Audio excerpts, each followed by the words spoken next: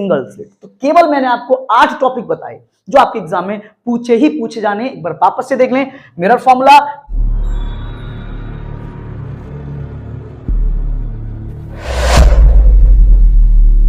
Students आज मैं आपको आपके बोर्ड एग्जाम में सबसे ज्यादा मार्क्स की पूछे जाने वाली यूनिट ऑप्टिक्स कि जितने भी इंपॉर्टेंट टॉपिक्स हैं जो एग्जाम में हर बार पूछे जाते हैं, रे ऑप्टिक्स में से, वेव ऑप्टिक्स में से, उन सबके एक एक करके बहुत कम टाइम में सारे टॉपिक्स मैं आपको बताता हूं। और ये वो टॉपिक्स होंगे जो सबसे ज्यादा इंपॉर्टेंट होंगे और वही टॉपिक्स बार बार बार बार हर एक टाइम एग्जाम में हर बार पूछे गए हैं। तो मैं आपका ज्यादा टाइम न लेते हुए आपको बिल्कुल सीक्वेंस वाइज, टॉपिक वाइज आपको सारे टॉपिक एक्सप्लेन करता हूं। देखिए कौन कौन से टॉपिक आपके बोर्ड एग्जाम के लिए बहुत इंपॉर्टेंट है। देखें आप लोग, पहला रे ऑप्टिक्स की बात करूं मैं, इसमें पहला टॉपिक है mirror formula, special concave mirror की कंडीशन में। यानी मिरर फॉर्मूला आपको अच्छे से तैयार करना है, 1/f = 1/v + 1/u। इसके बाद अगर आपको पढ़ना है तो कोई दूसरा टॉपिक होगा आपका TIR, टोटल इंटरनल रिफ्लेक्शन। क्या होता है, क्या कंडीशन है, क्रिटिकल एंगल क्या है, कब ये TIR करेगा, कब नहीं करेगा, इसकी एप्लीकेशन क्या है, brilliancy of diamond, optical fibre, mirage and looming, ये सारी चीजें रिलेटेड टू TIR आपको पूरी पढ़नी है। यहां से न्यूमेरिकल्स भी आता है, TIR पे ध्यान रखें आप इस बात का।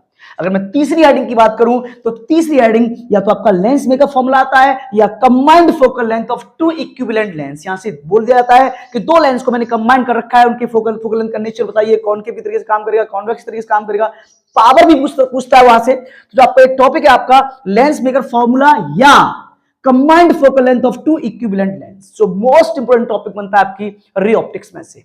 बात करें रिफ्रैक्शन थ्रू प्रिज्म, प्रिज्म के थ्रू क्या रिफ्रैक्शन होगा, ये टॉपिक आपको बहुत अच्छे से तैयार होना चाहिए। क्या कंडीशन होती है रिफ्रैक्शन थ्रू प्रिज्म की, है ना? तो वो कंडीशन आपको I + E = A + डेल पता होना चाहिए। आपको रिफ्रैक्शन का रिफ्रैक्टिव इंडेक्स का फॉर्मूला पता होना चाहिए, μ = sin A + d/2 sin A/2। सारी कंडीशन विद डायग्राम आपको तैयार होना चाहिए।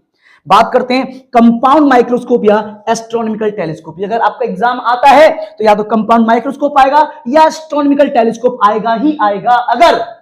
अगर आपका ये टॉपिक नहीं आता है तो ध्यान रखें, टॉपिक से रिलेटेड न्यूमेरिकल्स पूछे जाएंगे, बिल्कुल 100% श्योर होता है। इतना ही श्योर है जैसे कि आपका एग्जाम आएगा वैसे ही आपके अगर क्वेश्चन भी पूछे ही जाएंगे।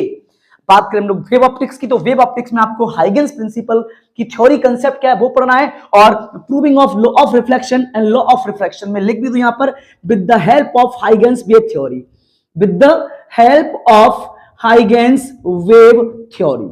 ठीक है बेटा। बात करूं मैं बाइडियासी की, यंग डेवलपमेंट एक्सपेरिमेंट की, और उसकी condition constructive and destructive interference.